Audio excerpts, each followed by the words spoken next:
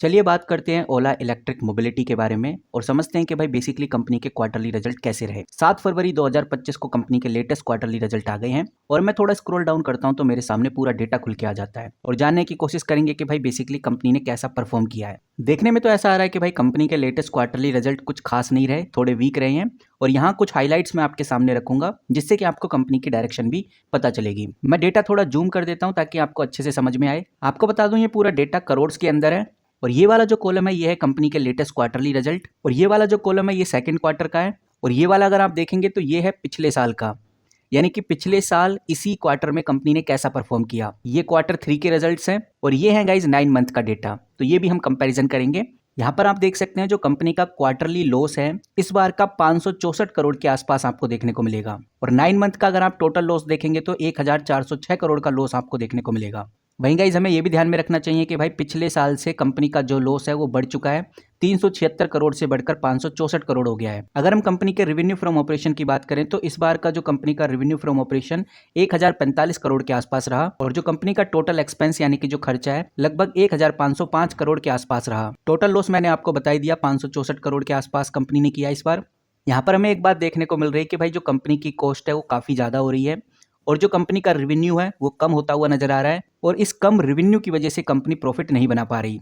वहीं अगर आप कंपनी का डेट एंड फाइनेंस कॉस्ट देखेंगे तो वो बढ़ता हुआ नजर आ रहा है। इस बार का जो debt and finance cost company का 93 करोड़ हो गया जो कि पिछले क्वार्टर में 84 करोड़ था और पिछले साल सिर्फ 43 करोड़ ही था। मतलब कि जो कंपनी है उसको इंटरेस्ट बहुत ही ज़्यादा पे करना पड़ रहा है। कंपनी ने जो लोन ले रखा है उससे कंपनी को इंटरेस्ट पे करना पड़ रहा है और ये जो बर्डन है कंपनी के ऊपर बढ़ता जा रहा है। अब इतना कुछ देखा है तो कंपनी का ईपीएस भी देख लेते हैं। जो कंपनी का बेसिक ईपीएस है लगभग 1.28 रुपीज़ के पास है जो कि माइनस में है, यानी -1.28 रुपीज़। मतलब कि एक शेयर के ऊपर भी कंपनी को नुकसान हो रहा है जो इन्वेस्टर के लिए एक नेगेटिव सिग्नल है। तो ये तो सारी बातें हो गई गाइज नेगेटिव। थोड़ा पॉजिटिव भी देख लेते हैं कि भाई कुछ तो ऐसा हुआ कंपनी में जो इस बार हमें अच्छा देखने को मिला है। तो गाइज अच्छा ढूंढना तो ये आपके हाथ में है कि भाई आप कैसे इसमें अच्छा ढूंढते हैं, लेकिन जहां तक मुझे समझ में आ रहा है वो हम कह सकते हैं कि भाई कंपनी का जो रेवेन्यू है इस बार अच्छा परफॉर्म हुआ है, लगभग 1045 करोड़ के आसपास, जो कि कोई छोटी अमाउंट तो बिल्कुल भी नहीं है। इसका मतलब कंपनी डिमांड में अभी भी है, लेकिन यहाँ पर जो इशू है वो प्रॉफिट का है।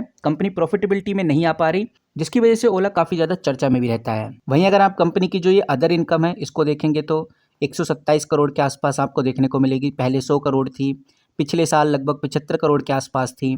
तो ये एक अच्छा साइन है, एक पॉजिटिव वे में हम इसको ले सकते हैं और ये कंपनी के लॉस को थोड़ा बहुत बैलेंस करता हुआ नजर आ रहा है। तो गाइज ओवरऑल एक बात समझ में आ रही है कि जो ओला इलेक्ट्रिक अभी भी लॉस में ही चल रहा है। कंपनी के एक्सपेंस ज़्यादा है लेकिन जो कंपनी की डिमांड है मार्केट में आज भी अच्छी बनी हुई है। यहाँ पर अगर कंपनी अपने प्रॉफिटेबिलिटी पर फोकस करती है तो ये स्टॉक आपको जबरदस्त ग्रोथ में बढ़ता हुआ नजर आ सकता है और कंपनी के आने वाले क्वार्टर अच्छे भी हमें देखने को मिलेंगे। और अगर ये नहीं कर पाता, कंपनी प्रॉफिटेबिलिटी को लेकर कोई अपडेट नहीं दे पाती, तो ये इन्वेस्टर के लिए एक हाई रिस्की स्टॉक भी हो सकता है। अब देखते हैं कि भाई भविष्य में फ्यूचर में कंपनी फंडिंग या कॉस्ट कटिंग को लेकर कोई स्टेप उठाती है या नहीं उठाती, और अगर कोई स्टेप उठाती है तो उससे कितना कंपनी को फायदा होगा।